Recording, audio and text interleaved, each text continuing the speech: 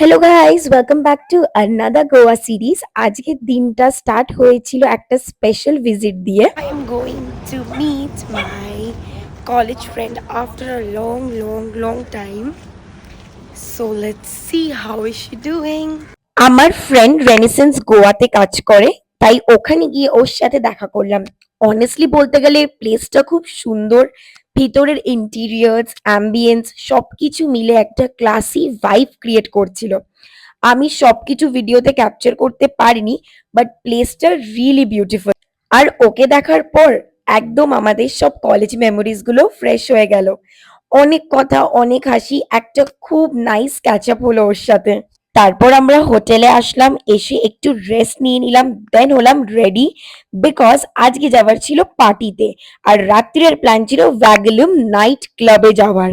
And this place is bit different then our Kolkata party places, because এখানে যখনই আমরা like entry করছিলাম, করতে গিয়ে না একটু অন্য রকমেরই ভাইব ক্রিয়েট হচ্ছিল।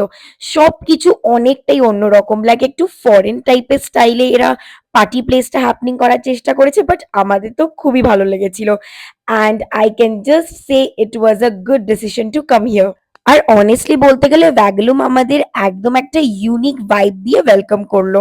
আমি আগে এমন কিছু দেখিনি। লাইটস, মিউজিক, ক্রাউড সব মিলে একদম proper north Goa party feel ছিল। ওখানে গিয়ে আমরা পিৎজা আর স্প্রিং রোল অর্ডার করলাম। ফুডটা অনেস্টলি ওকে ওকে ছিল, খুব বেশি স্পেশাল না, কিন্তু প্রাইসটা খুব এক্সপেন্সিভ ছিল গাইস। কিন্তু কি আর করা যাবে, নর্থ গোয়াতে এসছি, এনজয় তো করতেই হবে। তাই আমরা আমাদের মতন করে ফুল এনজয় করলাম।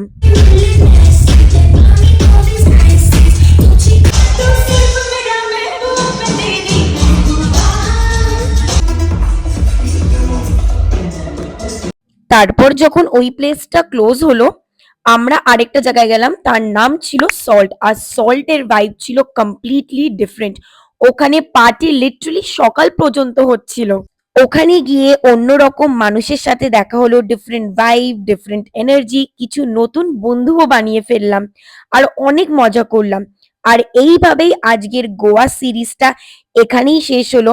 আবার দেখা হবে নেক্সট গোয়া এপিসোডে। ততক্ষণ ভালো থেকো, টিল দেন বাই বাই।